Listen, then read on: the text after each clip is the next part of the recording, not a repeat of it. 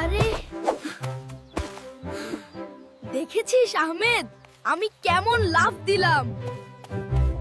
আরে দাঁড়াও বিলাল, তুমি কিসের উপর দিয়ে লাফ দিলে? আরে ওটা তো একটা পচা কলার খোসা। চলো চলো, দেরি হয়ে যাচ্ছে।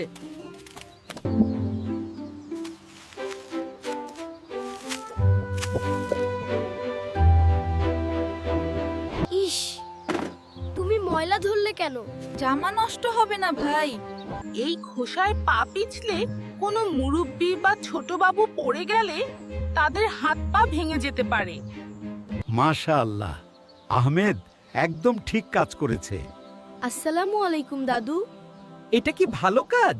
ওয়ালাইকুম আসসালাম। হ্যাঁ দাদু ভাই, নবীজিসা বলেছেন রাস্তা থেকে কষ্টদায়ক বস্তু সরানো এক প্রকার সাদকাহ বা দান। তাহলে আমিও এখন থেকে সাদকা করব। রাস্তায় পাথর দেখলে সরিয়ে দেব।